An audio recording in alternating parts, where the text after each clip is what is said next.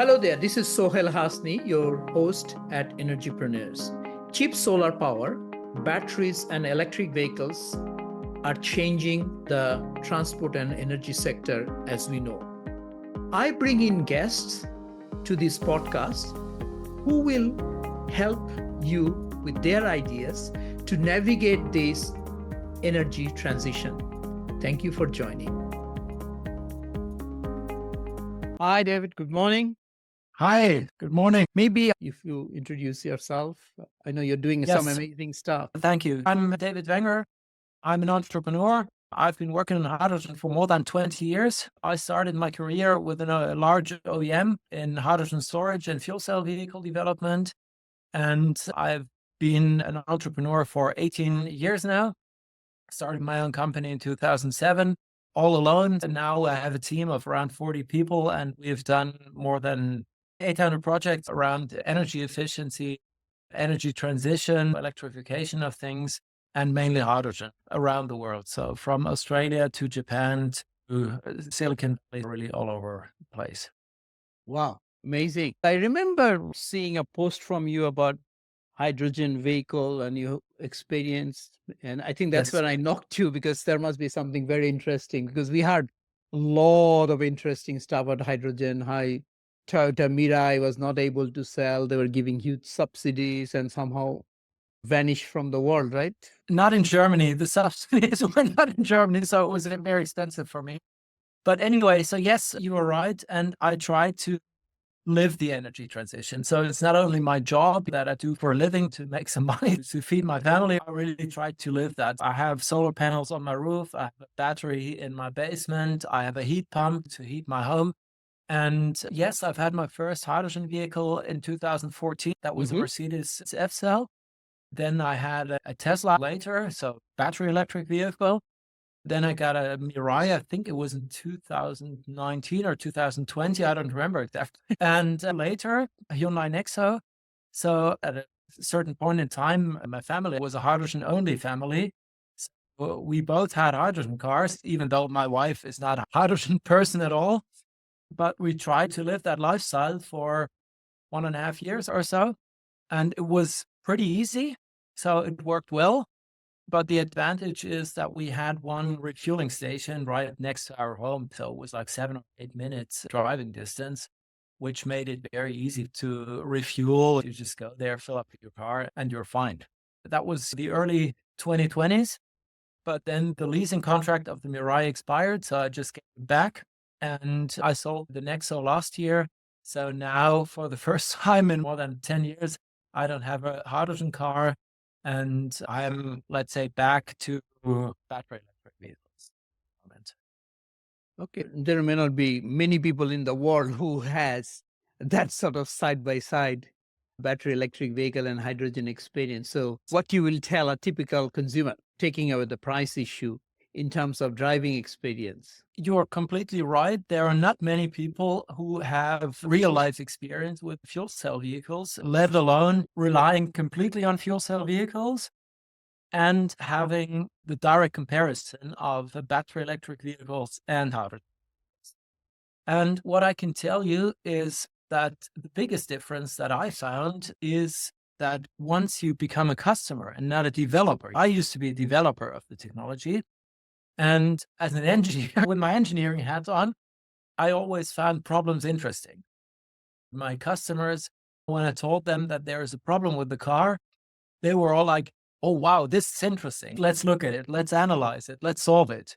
But when you're a customer and you pay money for that car every month from your own pocket, you see the money flowing out every month. Hydrogen is relatively expensive. So you see the payment on your bank account, you definitely get a different perspective.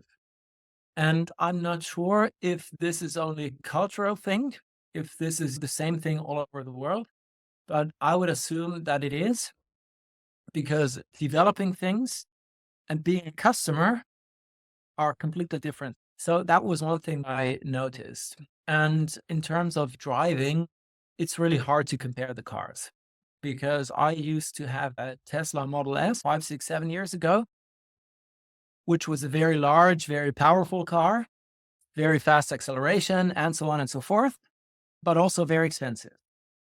So that's certainly not a car for, let's say, the average person, the average family.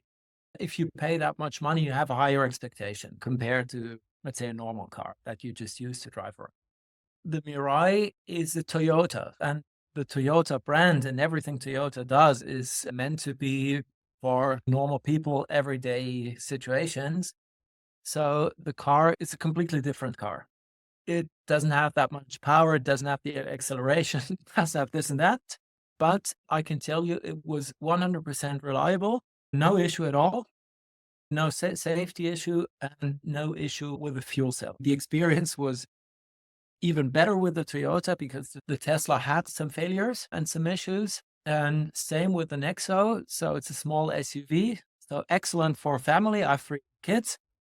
So it's a very good car for family. You can take your stuff with you if you go on vacation. If you want to transport goods, it's a very good car. The reliability was 100%. No issue at all with the car. The same is true now for the Model Y that I currently drive. No issue so far. So from that perspective, I would say there is no difference in the technologies. It's just a question of the vehicle concept, the branding that might give you a different image from being a Tesla driver or something else. Yeah, I have a Makes Model sense? Y as well, but I'm just thinking that on a Model Y, on a gasoline car, you sometimes just fill up, top up. You never go full. Okay, 10% I need to go, just connect it. Or even sometime you're in a rush, you say, I'll just fill up the car for $10. I don't want Yeah. to wait to fill it up there. I don't have a time. Is that easy to do in a hydrogen car? I would have thought. Can you No do, or problem. is it always you will top up full? Is the experience similar? No, you can stop the filling process at any time. You just press the button and you stop it. But honestly, I never did that because you don't have a range of 1,000 kilometers. You have 500, let's say, realistically speaking. On paper, it has more. And if you drive it to the last molecule, you could get 600. But in an everyday situation, you don't want to go down to 1%. I did that once. It is not good to drive for the battery health. I remember doing that with the Model S because once when we came back from holidays, the battery was completely empty. It had 0 kilometers, and I knew there was a charger 1 kilometer away. So I was like, okay, let's pray that 0 doesn't mean 0, that 0 means 1 kilometer. So I drove very carefully. But yes, let's say realistically speaking, you have a range of 500 kilometers. And since I only had one station in my area, I didn't want to rely too much on it. So once I was at the station, I filled it up completely. The city you are in, it's a city of what, 3-4 million people? No, it's just 200,000. So a small place. Small place. But how many fuel cell vehicles are there? Maybe only few, right? Like, you're the only one, right? I'm one of the few people who are crazy enough to get such a car. Yes. I don't really know. Honestly speaking, I don't know the statistics, but I would say a handful, not more. And I'm in the south of Germany, so 150 kilometers west of Munich. The strategy of Germany was, and maybe still is, but it certainly was 5, 6, 7, or 10 years ago, to have a nationwide network so people can go everywhere. And so all the stations or many stations are near highways. So if you drive around, you can always fill up your car. So the intention was not to build a station because there are so many cars in my city, but to have a nationwide network so people can drive around and fill up their And cars. these hydrogen refueling stations needs hydrogen, and those hydrogens were made far away places. So it's similar to the oil supply network, like a tanker or something will come and fill it up, right? No, it's that station was far too small and the demand was far too low to connect it by pipeline. The hydrogen in my station was made something like 80 kilometers away. And so, yes, it was trucked in, and the storage at the refueling station was filled up by that truck with the gas. And then it was sold through the dispenser and filled up again, just like in a gasoline refueling station.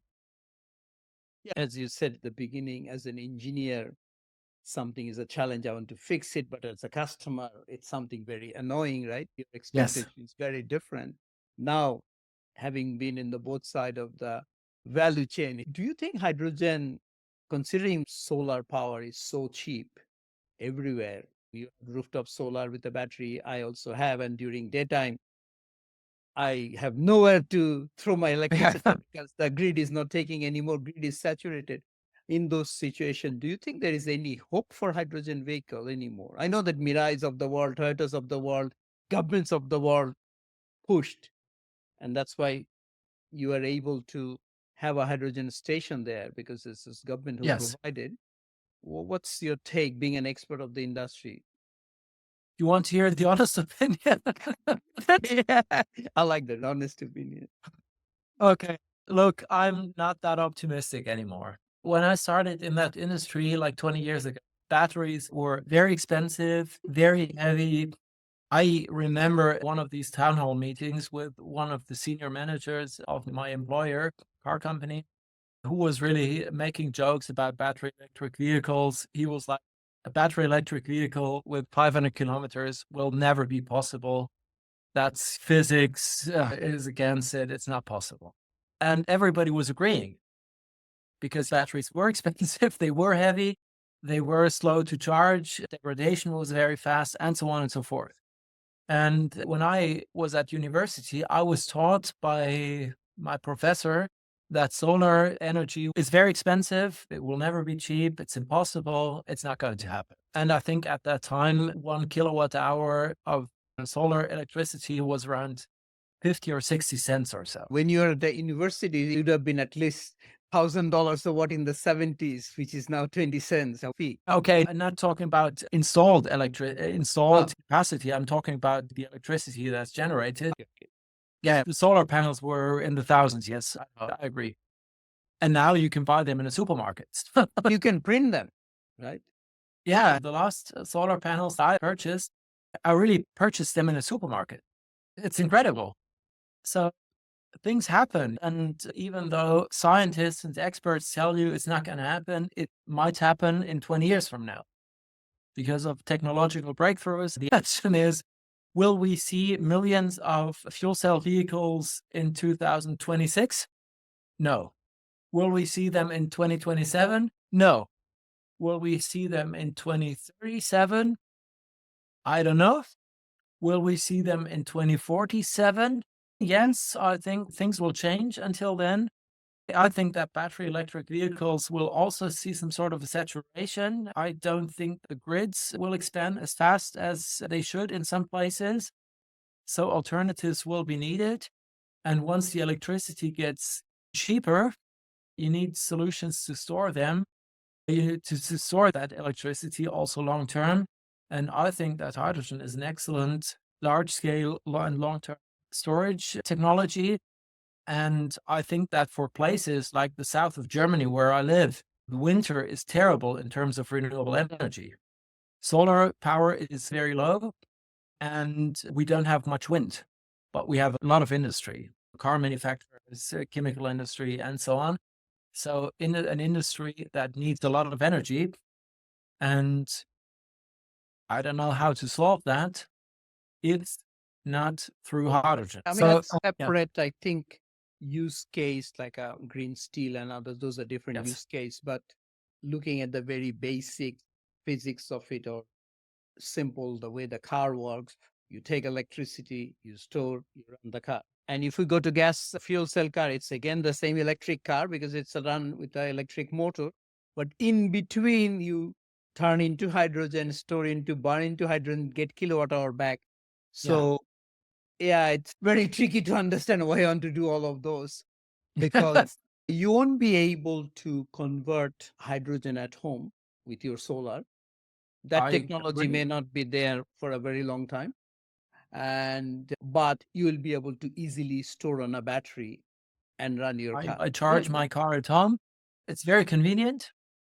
Even if it's snowing and the weather is very bad, even if my rooftop solar doesn't give me enough electricity, I can still charge from the grid. However, I have no idea how that will be solved in places where grid is relatively weak, where people don't own their houses, where they live in rental apartments. For example, my company doesn't own the building, and the owner of the building doesn't want to install electric chargers. So we have company cars that we use to drive around to visit customers, but there is no good solution to charge them nearby. There are not many public chargers in the street. I haven't figured out a solution for that yet, except for telling my team to take the cars home, charge them at home, and I pay them for charging the car. I think there is no solution tax-wise for that yet. We have in Australia and many other places, many of the common light post has become an electric charger, right? So sort Yes. of it just a local utility companies waking up to the fact, oh, we can make extra money, or why not? My Volume sister lives in a street where they have that too. You can connect the car to the lamp post or the light post, but it's only a 3 kilowatt or 2.5 or something, very low power. For daily needs, it's okay because overnight you can charge enough electricity for your daily needs, which is not bad. But if I am here in my office, the light is above the street, so there are no light posts. It's just a different type of installation. I'm sure there is a solution for that. Engineering wise, it's no big deal, but someone has to invest that money, and that someone is not called Dave. Thing that intrigues me that suddenly electric vehicle seemed like something huge in the house that we have to manage. Its consumption and impact in the grid, you hear that a lot. But if you add a big air conditioner in your house, 3 kilowatt, and everybody's buying air conditioners in Australia, become a summer peaking country into early 90s because air conditioners are not there. As it became cheaper, people started buying. That's a global issue, right? And a lot of those load are going to solar power in countries, right? But then issue is grid.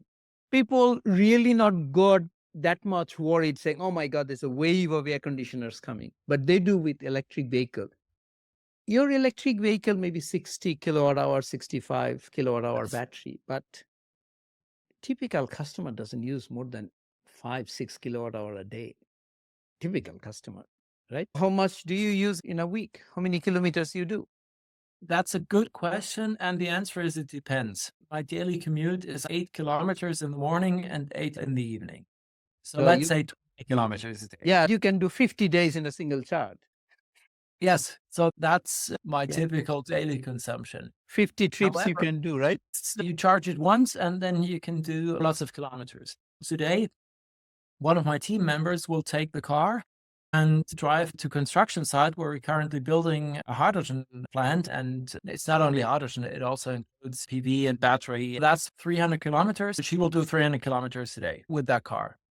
On Thursday, I will drive to Berlin, and that's 600 kilometers. And I'll drive back on Saturday. So that's another 600 kilometers.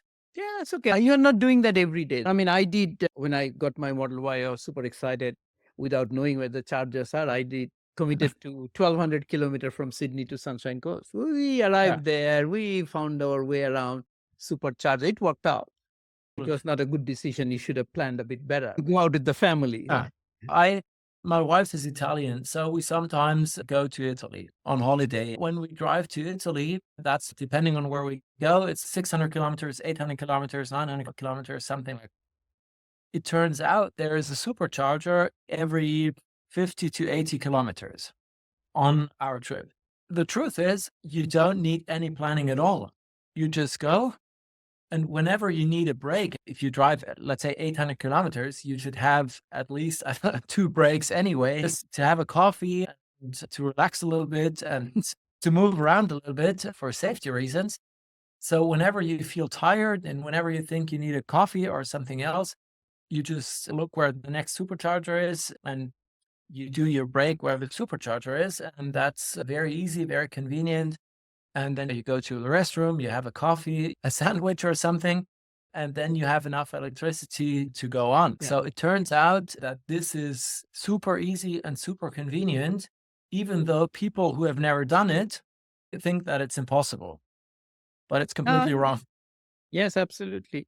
what I'm hearing from you as one of the very few person who possibly has fuel cell car and electric vehicle, you are saying clearly that both are okay, but infrastructure wise, unlikely. But even 2040, you will see a lot of hydrogen cars because it's difficult to do. And in terms of electric vehicle, there's not much concern on charging because charging infrastructure, Europe is coming in. Especially if you have solar power and batteries, you can be very easily self-sufficient. And now there are Yes. some concerns on people who do not own their sort of charging, they own their car park. Then, Yes. of course, they have to rely on public infrastructure. So where you are, Yes. it's not there yet, but slowly getting there, right? Yes, it is. So the question is it just something that was incentivized by the government? The local utility just did some sort of low-hanging fruit exercise now, installed a few of them, and now it will stop? Or will it continue? And one thing I have to mention is that I only have experience with the Tesla brand in terms of battery electric vehicles as an owner. Whenever I need a rental car, I try to get a battery electric car. So I tried a Polestar, for example. And yes, it is more difficult if you don't have a Tesla because Tesla has the best infrastructure where I live. I found all these different apps and these different payment infrastructure, for example, I found that very inconvenient with other users. So you have to download the app because it's just a local thing. You have to register with your credit card. So it's very inconvenient. And I actually hope that those companies will find a common way that I can use one single app all over the place, or maybe two, instead of having go through a registration process with all the different local utilities. But Tesla opened up their charging infrastructure for all Yes. cars. Do they also get a Tesla app? I never thought about that, how it works.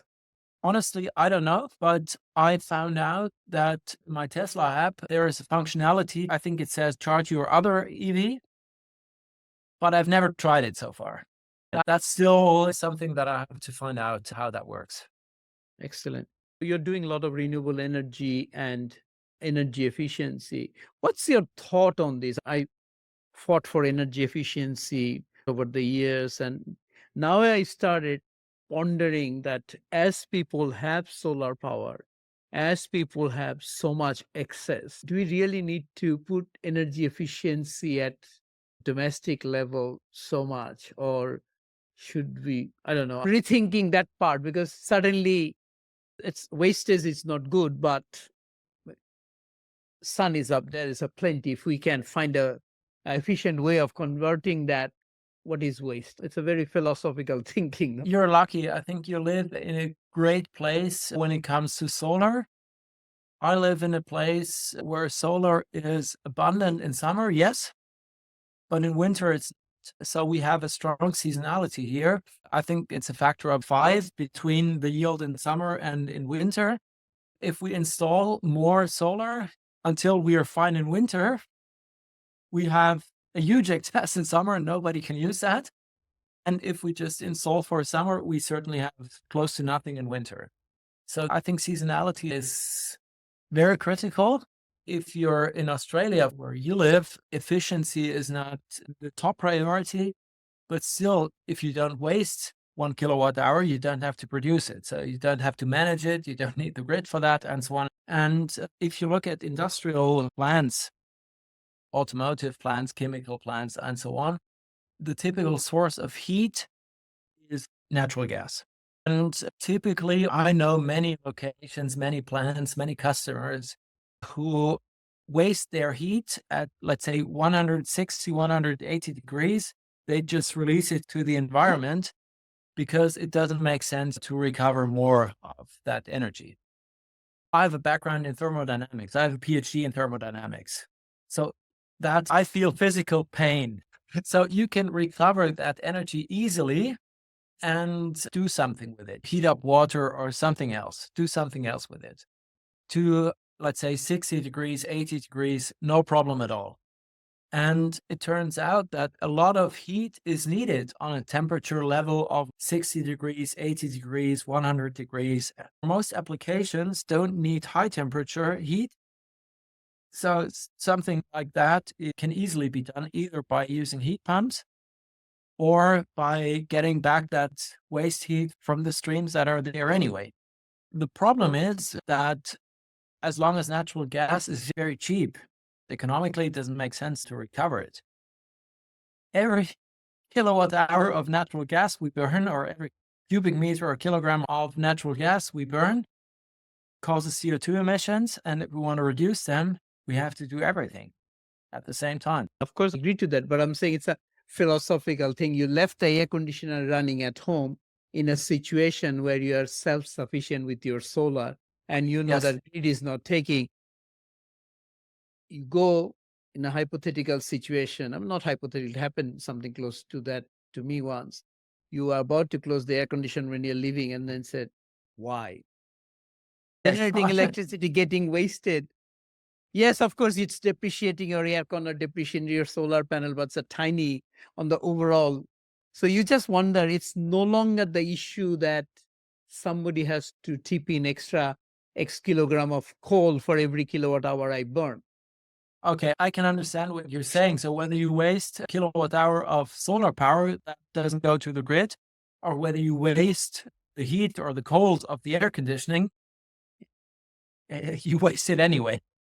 But look, I think that's a very special and very good situation, actually, because the demand for air conditioning and the availability of solar power happens at the See? same time. But if you need, for example, low temperature heat at, let's say, 50, 60, 70 degrees to process metals, for example, I think we should stop using natural gas for that. We should either use heat pumps, solar plus heat pumps for that, because it's more efficient, or we should use waste heat from another stream in that plant to recover that heat, because that would be even cheaper because you don't need the heat pump and you can use the electricity for something else in your plant.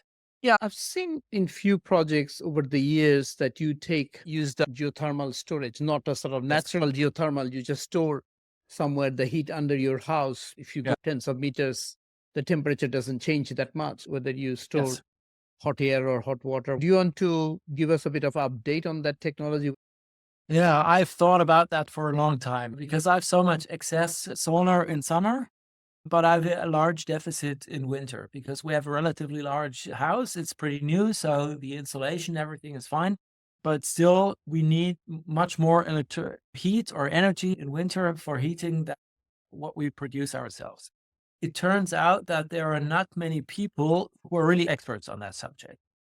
So most people just don't want to touch that because they don't know what's going to happen. Number two is that where I live, and that's just me, but I know that this situation is similar. You might have issues with groundwater. Mm. You need approvals for that. You need experts digging into the ground and trying to figure out what the groundwater is like. And that costs you quite a lot of money. And you don't know if they will allow you to do it or not. Even if they allow you, you need special companies to do that for you. And this is very expensive. So everything that I've heard, I've spoken to many companies and people in my area, if they can do that for me at home. And it turns out that the investment is huge, close to six figures to do everything. Yes, very expensive. So I decided not to follow up on that. One thing people tend to forget, especially engineers, scientists, and so on. I'm not only an engineer and an expert and an entrepreneur. I can't do that just because it's interesting for me. I have to do that together with my wife. And my wife doesn't really care about these things. So she often thinks that I'm crazy because I want to invest a lot of our money into something where I don't know if it really works. And we all know happy wife, happy life. I remember it was a very common thing in Australia once at one stage that you use off-peak tariff to heat up a brick or something, and Yes. that gives you heat throughout the day, or you do the slab heating, right? So equivalent of that, if you could do cooling, that would be really nice. In the middle of the day, you cool whatever you need to cool, and at least you get the nighttime, especially summer. But winter heating, maybe seasonal storage, you need something else. I don't know whether hydrogen is the right thing, but yes, something else. I don't believe in hydrogen for heating. even though I've done hydrogen for 20 years, burning hydrogen to get low temperature heat It's doesn't so make sense at instable, all. so flammable. Yeah, safety is one thing. I definitely hope that my neighbors will never make their own hydrogen at home, store it in their backyard, and use it for heating. Heat pumps are state of the art. You can buy them everywhere. You can install them. You can use them for air conditioning in reverse mode. It doesn't make sense to do that with hydrogen. But yes, let's say producing hot water or warm water and store it either in a large insulated tank in summer for wintertime or under your house in the rocks. Yes, that might make sense. The efficiency of heat pumps goes down if the ambient temperature is low. I have an air to water heat pump. So when it's cold and the humidity, the moisture is high in the air, it might freeze. So you need some extra heat to remove that ice again. De-ice it. That's something that's definitely more efficient if you have water to water configuration. And the warmer the water, the better it is. What else you do for fun? You've been working too hard. What I do for I go skiing with my kids. Definitely something that I enjoy because we live near the mountains, so it's just 1 or 2 hours away. So that's what I do for fun. But yes, you're right. I work a lot, but I enjoy it. I think the responsible use of energy and resources in general is one of the biggest challenges that humanity faces. So I want to make a contribution to make the world a better place. I think that I can't fix a climate issue with my small team here, but if I can make a significant contribution, I think that gives me a lot of satisfaction. And Yeah, you mentioned you have 40 people team and you have done 800 odd projects. Not many people can make those claims. So this is quite yeah, extraordinary. it certainly is. And I'm proud of that, honestly. So I don't boast around, but I'm proud that people in Australia, in Japan, in Mongolia, in China, in Brazil, in North America, all over Europe, think that we can make a contribution to their projects. Apart from that, we host weekly webinars on hydrogen through Mission Hydrogen. So missionhydrogen.com is the link, and we share knowledge from experts from all over the world with our audience. We have a community of 140,000 people. So it's really huge. We invite great experts and everything is free. So that's, yes, some sort of contribution that I try to make to the world. Yeah. So if a young entrepreneur listening to saying, okay, I want to be David one day, what should he or she do? I don't recommend anyone to be like me, not even my people, because I think my lifestyle is not very healthy because I work a lot and that's certainly not for everyone. However, if someone wants to start a business, I'm not recommending that to anyone. I'm just saying what I did. I started the company all alone. I went to the bank to get a loan of 25,000 euros to register the company. In Germany, it's called GmbH. It's like the LLC, so limited liability. We need 25K to start with. I did that. I paid it off immediately. We have no bank, no credits, no investors, no nothing. That's why we grew relatively slowly. But it's better for my psychology that I don't have to report to banks or to investors or something. So if we don't make much money, that's a problem for me, but not for other people. And I hired a great team. I tried to treat them fairly. And we try to do everything for customers and for our projects and try to make it happen. Many projects have not paid off for us, honestly speaking, because we thought we could do it for, I don't know, 50K. And at the end, it took us 70K to do it, or we thought we could do it for 100K and it took us 120 or 150K to do it. But look, that's life. And never give up. Keep your focus on your long-term goal. And that's the way to succeed. Think long-term. Wonderful. Thank you so much for your time. Is there anything I could have asked? Yeah. I can talk about hydrogen and renewable energy for 2, 3, 4, 5 hours. No problem at all. But I think for now, we're fine. Let's see if people listen to what we have to say. if they comment, if you get feedback, if we get new attendees in our Mission Hydrogen webinars, for example, from people who are interested more into the details of the technology and of hydrogen in general. So let's see if people are interested. And if the answer is yes, we can do another session later this year or next year. How does people find you? Is it LinkedIn or Yes, website? yes. I have almost 50,000 followers on LinkedIn. So it's just David Wenger on LinkedIn. And missionhydrogen.com is the second way to contact me or to find me, because that's where people can register for the webinars. Wonderful. Thank you so much for your time, David. Yeah, thank you for having me. Thank you. We hope you enjoyed this episode of Energypreneurs. To continue listening to this conversation, please visit us at Energypreneurs. Thank you. See you next time.